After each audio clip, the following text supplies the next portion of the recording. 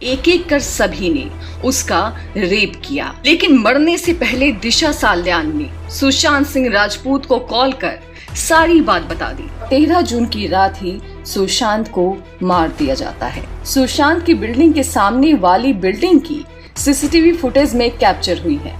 कहानी शुरू होती है 9 जून 2020 से।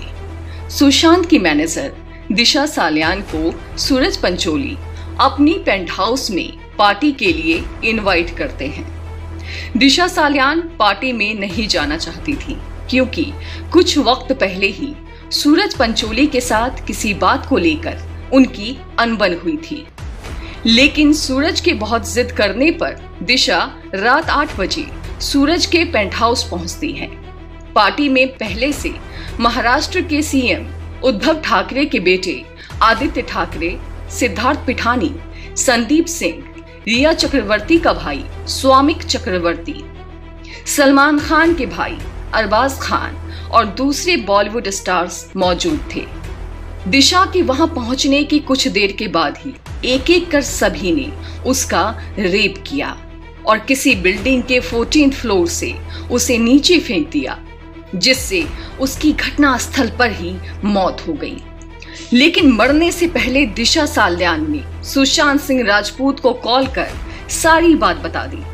सुशांत को दिशा साल्यान ने रेप के बारे में तो बता दिया, लेकिन शायद वो संदीप सिंह और रिया के भाई का नाम सुशांत को नहीं बता पाई।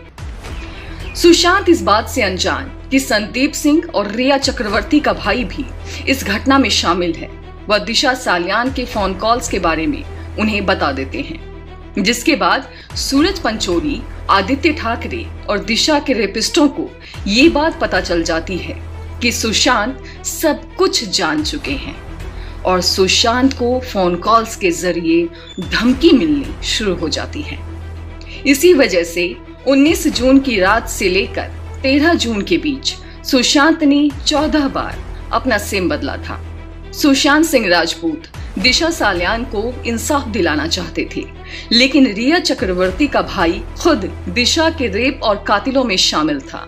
इसलिए रिया चक्रवर्ती सुशांत को चुप रहने को कहती हैं, धमकी देती हैं कि वह उसे पागल घोषित कर देंगी, तबाह और बदनाम कर देंगी और फिर दोनों का झगड़ा होता है।